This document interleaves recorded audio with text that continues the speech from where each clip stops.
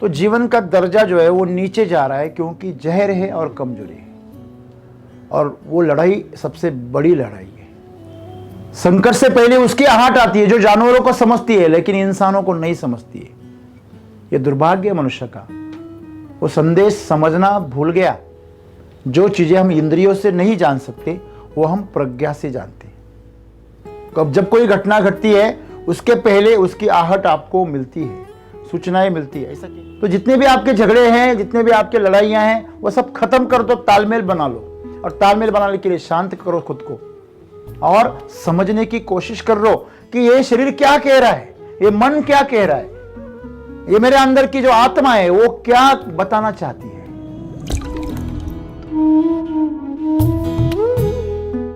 दोस्तों, मनुष्य जब भोला भाला था, जब कोई सभ्यताएं विकसित नहीं हुई थी, टेक्नोलॉजी नहीं थी, उस जमाने में मनुष्य प्रकृति के साथ रहता था।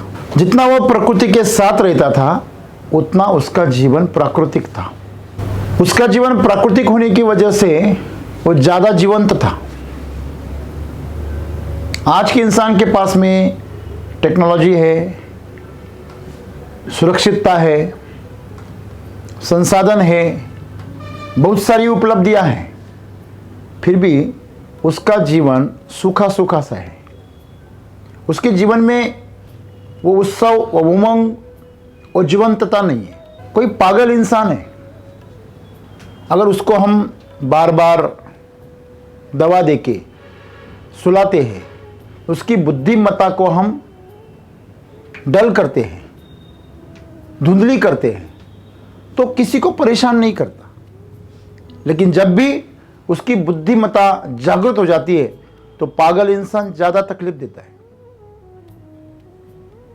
लेकिन उसको बेशुद्ध करना, उसकी बुद्धिमत्ता को दबा देना, ये कोई जीने का तरीका नहीं हुआ। आज इंसान खुद को शराब पिला रहा है, मनोरंजन करवा रहा है, अलग अलग दवाएं खा रहा है, कुछ नहीं तो प्याज ज़्यादा खा रहा है, लहसुन ज़्यादा खा रहा है।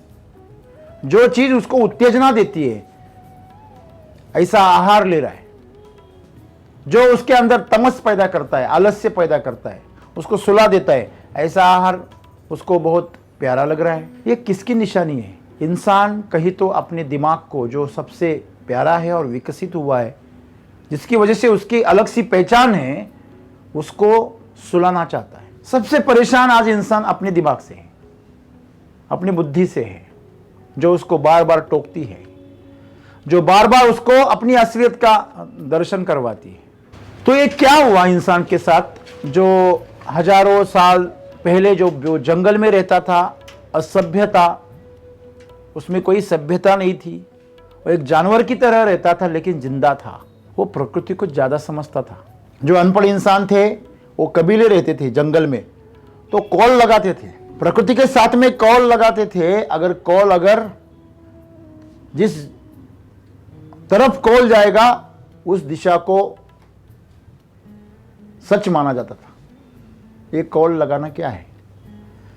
ये प्रकृति की संवाद को सुनने का एक तरीका है। आज भी हम कुछ मंदिरों में जाएंगे तो वहाँ पे कॉल लगाते हैं। कोई सिक्का है वो चिपकाते हैं, कोई फूल रखते हैं, कोई छोटा सा एक पत्थर होता है उसको चिपकाते हैं। तो दोनों में से कौन सा पत्थर पहले आया, ऐसे सब कुछ हम जो करते हैं, ये क्या है? ये जो जीवंत प्रकृति है, वो जो स्थिर प्रकृति है, तमस प्रकृति है, जिसे हम निर्जीव कहते हैं, उस प्रकृति से संवाद साधना है, उसके संदेश को सुनना है। आज टेक्नोलॉजी ने बताया कि पौधा भी इंसान से कम्युनिकेट करता है, पौधा दूसरे पौधे से कम्युनिकेट करता है। जमीन के अंदर से वो माइकोराइजा का जाल फैलाता है जिसके माध्यम से वो एक दूसरे से लेन देन करते हैं। जब कोई पौधा मरता है, अपने सारे न्यूट्रिएंट्स आजू बाजू के पौधों को दे देता है। इंसान ही ऐसा नहीं करते कि मैं खत्म हो गया तो मेरा जो संपत्ति है मैं अगली पीढ़ी को दे दूं। ये सिर्फ मनुष्य नहीं करता, ये प्रकृति में पौधे भी करते हैं। अगर पौधे भी सब कुछ कर रहे हैं तो इंसान में ऐसा क्या है जो अलग है? बस मनुष्य ने अपने जीवन को सुनना चाहिए। वो हर बार कुछ ना कुछ संदेश दे रहा है।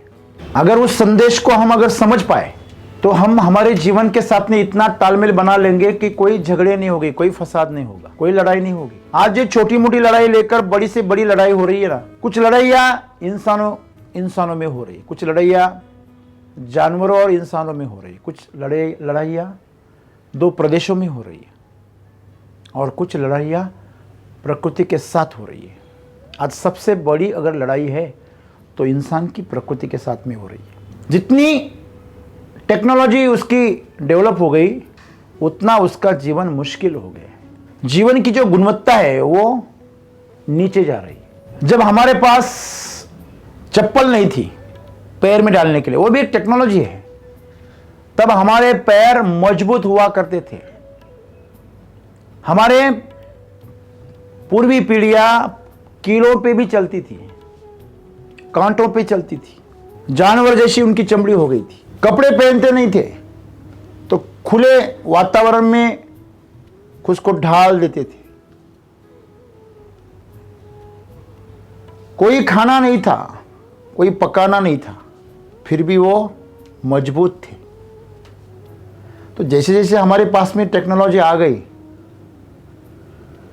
जितना हमारे आजू बाजू में हमने आवाज को बड़ा कर दिया, जितना हमने स्पीकर को लाउड कर दिया, उतना हमारी सुनने की क्षमता कम हो गई, हमारी आवाज की रेंज कम हो गई।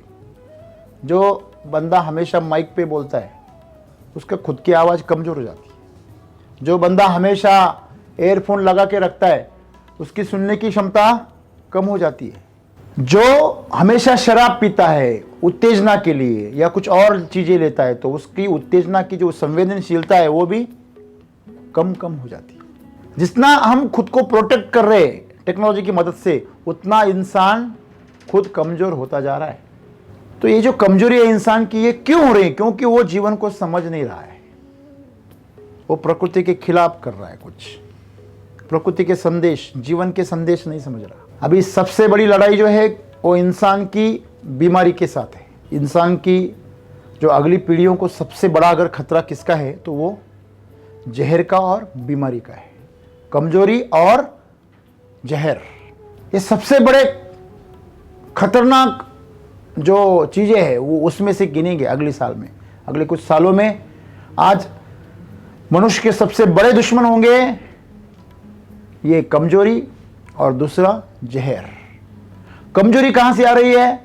जो हम खा रहे हैं, जो हम पहन रहे हैं, जो भी हम यूज़ कर रहे हैं, इस्तेमाल कर रहे हैं, उसके अंदर कोई पोषण नहीं है और जहर उसमें ज़्यादा है। आप दवा ले रहे हो वो भी जहर है और खाना ले रहे हो उसमें भी जहर है।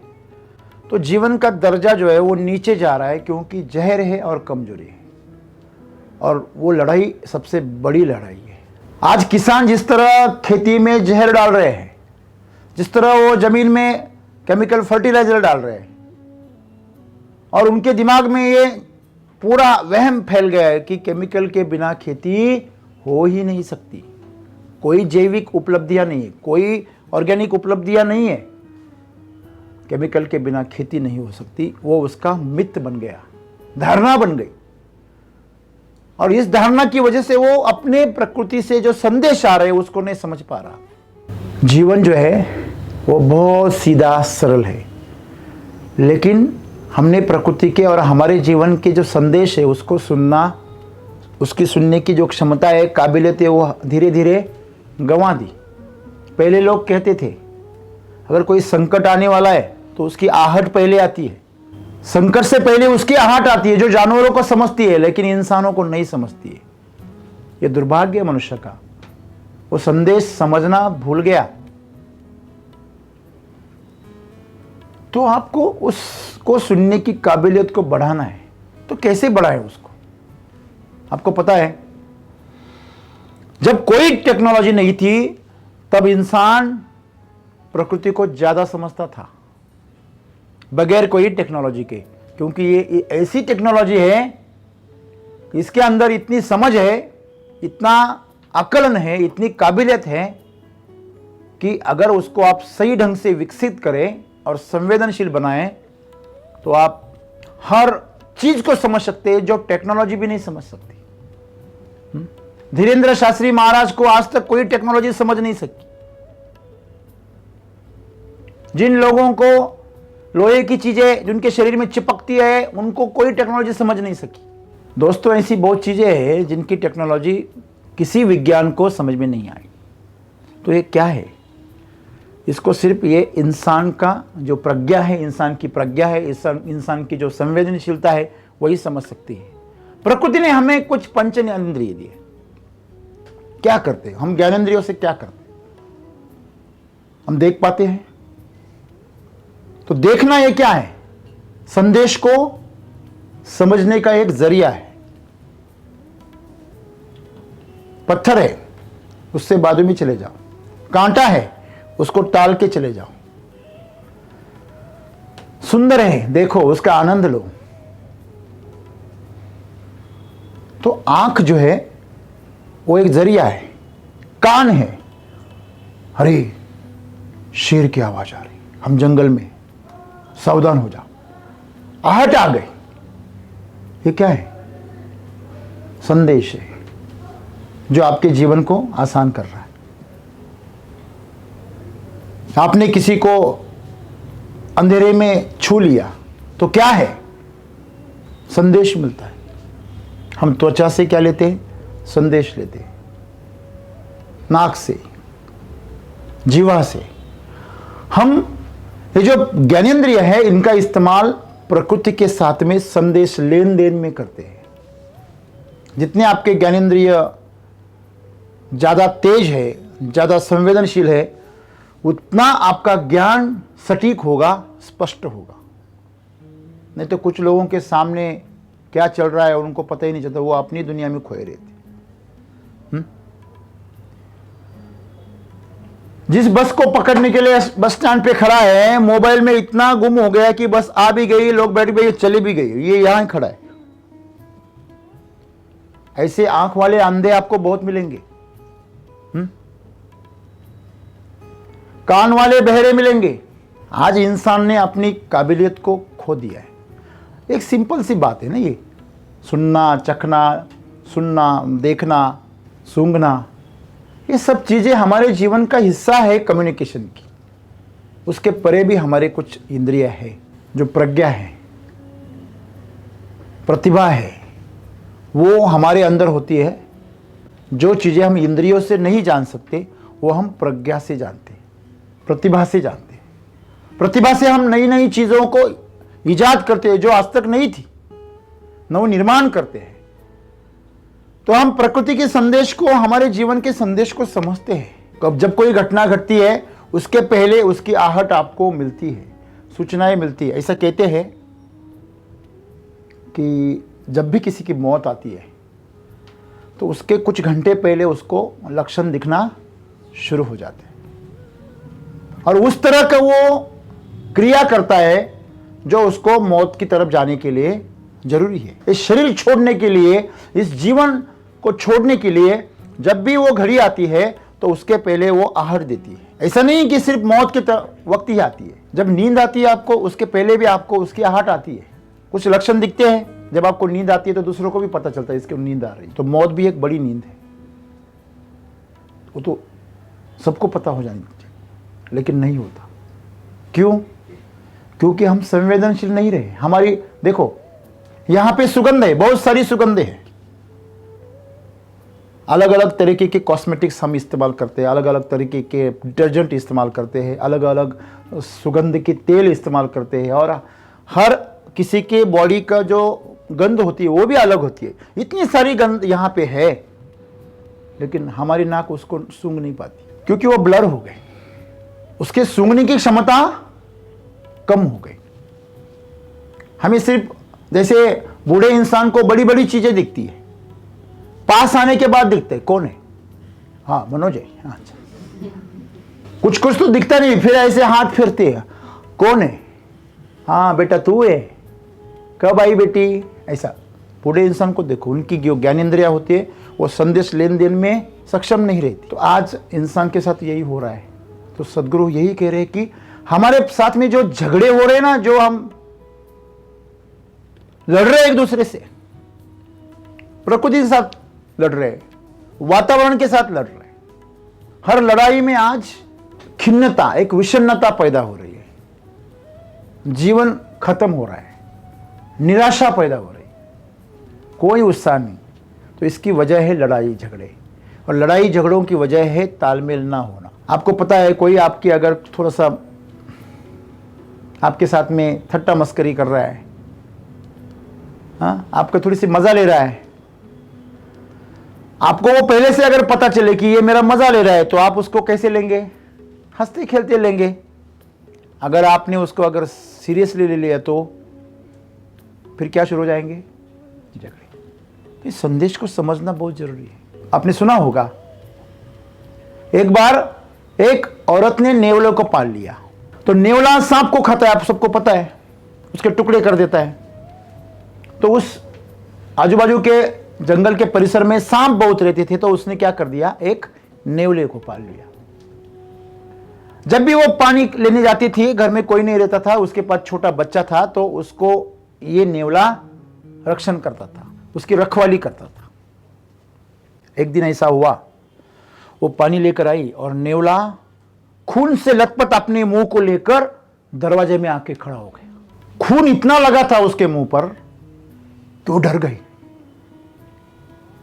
उसने सोचा, इसने मेरे बच्चे को मार डाला, और उसका खून पी गया। और देखो कैसे शान से दरवाजे पे आकर मेरा स्वागत कर रहा है। जो घड़ा था उसके पास में पानी का, उसके ऊपर पटक दिया और जगह पे उसने दम तोड़ दिया। वो जल्दी दौड़ी भागी बच्चे को देखने के लिए।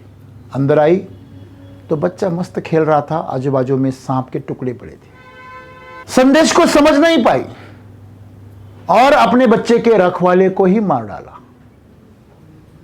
हम जीवन के साथ यही कर रहे हैं। जो हमें सही रास्ते पे लाने की कोशिश कर रहा है, लेकिन हमें तकलीफ दे रहा है, हमारे दिल को दुखा रहा है, हमें तकलीफ, शरीर को तकलीफ दे रहा है, अनुशासन करवा रहा है, वो हमें अच्छा नहीं लगता। उसका नतीजा बीमारियां, हार, निराशा, वैफल्य, ये सब चीजें हमारे जीवन में आ जाती, तो उसे हम जीवन भर पालते हैं। लेकिन अगर कोई हमें अनुशासन लगाए तो हमें तकलीफ होती है। तो संदेश को समझना, जीवन के संदेश को समझना, अगर आपके जीवन में कोई संकट आ रहा है तो प्रकृति आपको कुछ अच्छा करवाने की कोशिश कर रहे हैं, उससे बेहतर करने की कोशिश कर रहे हैं। आपसे अगर कुछ छीन रही है तो उससे बढ़िया आपको कुछ देने की कोशिश कर रही है, लेकिन हम उसके संदेश को नहीं समझ पाते। मैं कल एक न्यूज़ देख रहा था पुरानी, तो अमेरिका के पास में कोई पैराशूटर्स थे, उनको उधर की जो गवर्नमेंट है उन्होंने एक फ्री फ्लाइट का ऑफर दे दिया। फ्री में आपको फ्लाइट मिलेगी और आप हवा में जाके आप ग्लाइडिंग कर सकते हो, पैराशूट से उतर सकते हो। तो सैनिक का विमान था, बॉम्बर था वो, और अभी उसको थोड़ा सा सुधार करके तैयार किया था चलाने के लिए। इन्होंने सबने उसमें आवेदन पत्र दाखिल कर दिए और 30 लोग आ गए, लेकिन उसकी कैपेसिटी 20 की थी। तो 10 लोगों को वापस नीचे रहना पड़ा। 20 लोगों को सिलेक्ट किया गया। वो 20 लोग उछल रहे थे, कूद रहे थे, बहुत आनंद से, मज़े में, मस्ती में थे। और जो पीछे रह गए वो अपने आप को कोस रहे थे, अपना नंबर नहीं लगा, बहुत दुखी हो गए। तो उसमें जब जो 20 लोग ऊपर गए, वो जब 20,000 ऊंचाई पर जब वो विमान गया, तो वहां पे वो चक्कर काट रहा था। और लेकिन दुर्भाग्य से सुबह उसका उड़ान भरनी थी, लेकिन मौसम खराब होने की वजह से वो दोपहर को भरी। फिर भी उस वक्त बहुत बादल थे, घने बादल छाए हुए थे। उसके बाजू में एक बड़ा सा लेक था, सैकड़ों किलोमीटर वर्ग का, और पास में ही उसके बाजू में 10-15 किलोमीटर में वो हवाई अड्डा था। तो जब उन्होंने उड़ान भरी, वहां पे चक्कर काटने लगे, तो उनको सिग्नल मिला कि आप कहां पर हो, अभी हवाई अड्डे के ऊपर हो, आप वहां से नीचे कूद सकते हो। तो सब कूद गए मजे से। उन्होंने जब वो बादलों से नीचे आए, तब तक नीचे से सब लोग उनको देख रहे थे, वो तो बादलों के ऊपर चले गए थे। तो नीचे 10 लोग थे, वो तो बड़े निराश बैठे थे कि हमारे नंबर नहीं लगे। यहां तक आए, 30 लोग जा सकते थे, लेकिन ऐन मौके पे 10 को काट दिया, 10 लोगों को नीचे रख दिया, क्योंकि विमान का इंजन उतना लिफ्टिंग की पावर नहीं दिखा रहा था।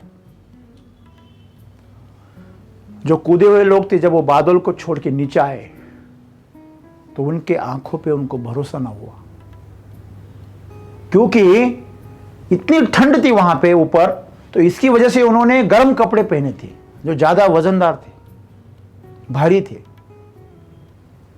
नीचे उन्होंने देखा वो 10-15 किलोमीटर जमीन से दूर वो पानी में लैंड हो रहे थे। उन्होंने कितनी भी कोशिश की, लेकिन फिर भी वो 10 किलोमीटर के अंदर ही पानी में उतर गए। उनके ऊपर जो कपड़े थे, उन कपड़ों की वजन ने उनको बीच में डुबा दिया। तो पूरे इतिहास का सबसे बड़ा हादसा है, 20 जो पैराशूटर्स थे वो सब मर गए। अभी आप सोचिए, जो 10 रह गए वो अभी खुश हो गए होंगे या दुखी हो रहे होंगे। जब वो न्यूज़ आई तो उनको कितनी खुशी होगी। प्रकृति आपको जब मना करती, आपके लिए कुछ अच्छा करती।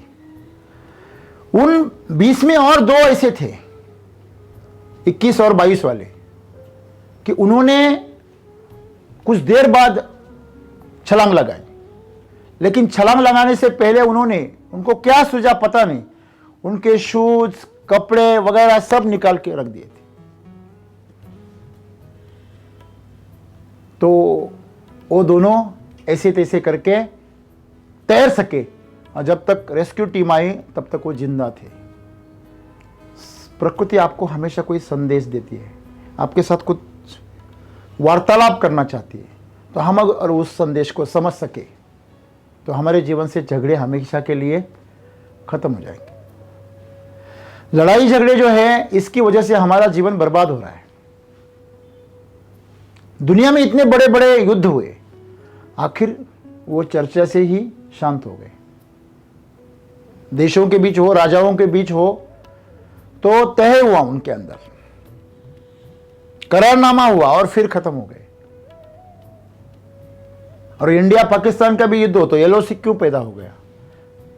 Line of control, it is not a border.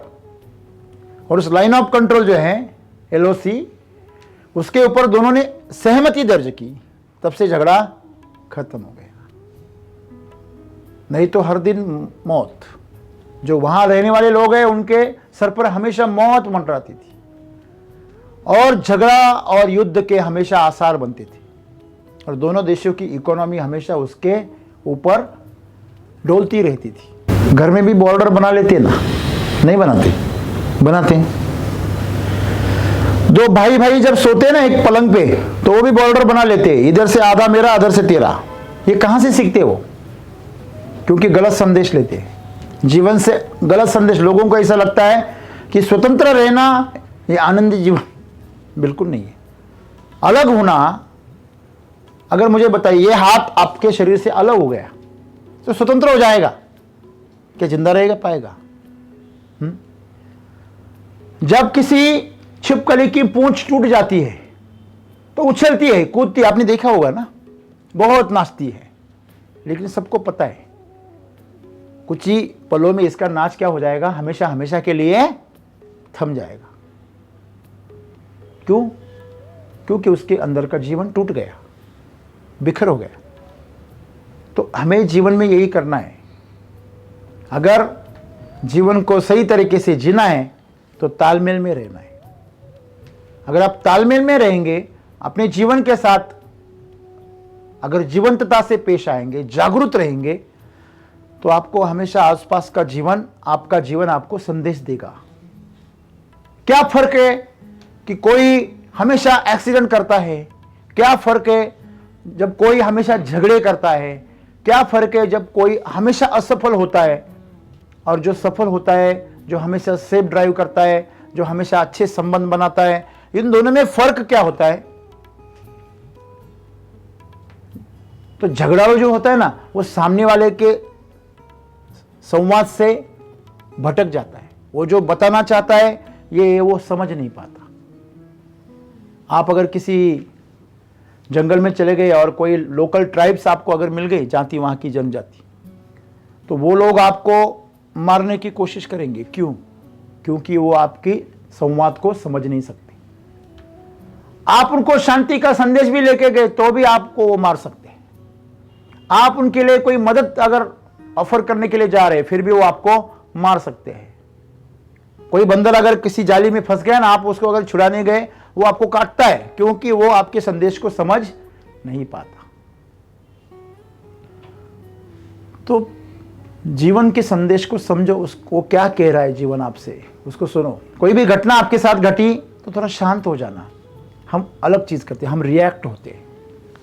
हमें रिस्पॉन्ड करना चाहिए, हमें प्रतिसाद देना चाहिए, हम प्रतिक्रिया करते हैं। जब भी कोई घटना घटे तो खुद के अंदर झांकना, बाहर नहीं, खुद को जिम्मेदार ठहराना। जब आप ऐसा करोगे तो आप संदेश को समझ पाओगे। अगर आप जिम्मेदारी दूसरों पर टाल दोगे तो आप उस संदेश को जिंदगी भर समझ नहीं पाओगे, वरना आप उसकी समझने की जो क्षमता है उसको हमेशा थोड़ा थोड़ा करके खोते रहोगे। आपको अगर आपके जीवन को सही तरीके से समझना है तो हर चीज की जिम्मेदारी खुद के ऊपर लेना सीखो। दूसरे ने आपको गिरा दिया, फिर भी खुद के ऊपर झांको। अरे उसने कोशिश की होगी, मैं क्यों गिरा? मैंने खुद को इतना मजबूत क्यों नहीं किया? किसी ने आपको आपका अपमान कर दिया तो आप सोचना, मेरे अंदर ऐसा क्या है जो इतना अपमानित हो गया है? आपको कोई अगर कुत्ता कहे, गधा कहे, तो आपको देखना चाहिए, यार इसमें कुत्ते के कौन से लक्षण हैं, इसमें गधे के कौन से लक्षण हैं? है तो नहीं। फिर तू गुस्सा क्या होना, हंसना। तुम्हें आंखों का ऑपरेशन करना है मेरे भाई। मैं तो इंसान हूं तुम्हारे जैसा, मेरे अंदर कौन सा कुत्ता दिख रहा है तुझे? हंसना चाहिए। तो अपने आप को जिम्मेदार ठहराओ हर चीज का, तो आप समझना सीखोगे। तो अगर आप आपके जीवन के संदेश सीखना अगर सीख गए तो आपके जीवन से हमेशा हमेशा के लिए झगड़े, लड़ाई क्या हो जाएगी? खत्म हो जाएगी। सामने से संघर्ष रहेगा लेकिन आपकी तरफ से कोई संघर्ष नहीं। सामने से झगड़े होंगे लेकिन आपकी तरफ से कोई झगड़ा नहीं। देखिए, हमेशा जो झगड़ने वाला होता है ना, वो शांत इंसान से डरता है। कुत्ता कितनी भी तेजी से आपकी तरफ भौंकता है, आप शांत खड़े रहो, कुछ नहीं होगा। शेर हो, कोई नहीं होगा। शांतता आपको संदेश सुनने में सहायता करती है।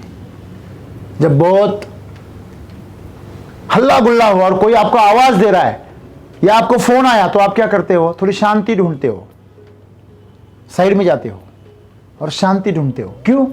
आपको उस संदेश को सुनना है। तो अगर बाहरी दुनिया में आपको संदेश को सुनने के लिए शांति की जरूरत है, तो आंतरिक संदेश को सुनने के लिए आपको बहुत गहरी शांति की जरूरत है।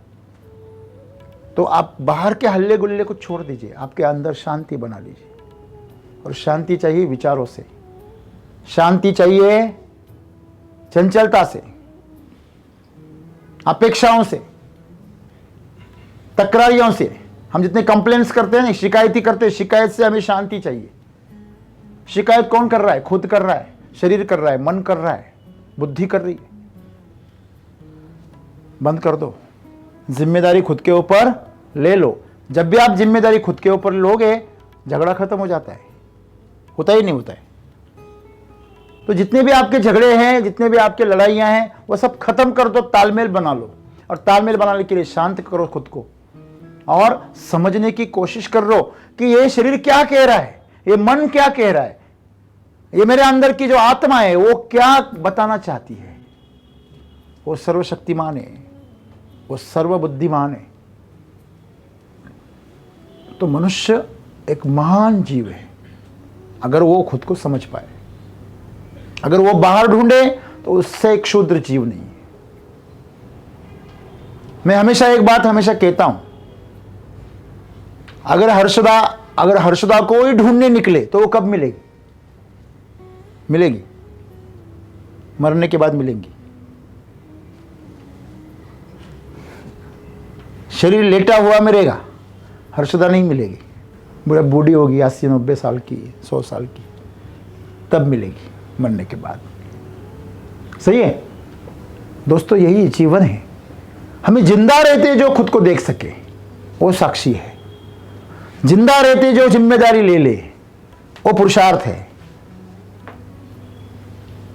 मरने के बाद तो सभी होशियार हो जाते हैं। हेलो, कॉलेज छोड़ने के बाद सभी कॉलेज के प्यारे हो जाते हैं। जब कॉलेज चालू रहता है तब प्यारा होना चाहिए। हाँ, सही है गलत है? नौकरी छोड़ने के बाद तो सब अच्छे अच्छे बर्ताव करते, लेकिन जब करते तब अच्छा बर्ताव चाहिए। तो जीवन सुंदर है दोस्तों। जीवन आपसे कुछ कहना चाहता है, हर बार वो कुछ कम्युनिकेट करना चाहता है। उसके संदेशों को सुनो, उनको सुनने के लिए खुद को संवेदनशील बनाओ, अंदर झांकना सीखो। अगर वो संदेश को सुनने की काबिलियत आपने एक बार पैदा कर ली तो आपका जीवन एक तालमेल में आ जाएगा प्रकृति के साथ, जीवन के साथ। और जब आपका जीवन तालमेल में आ जाएगा तो जीवन से सब लड़ाई झगड़ी सब खत्म हो जाएगी और आपका जीवन शांत और सुंदर और प्रसन्न हो जाएगा। धन्यवाद।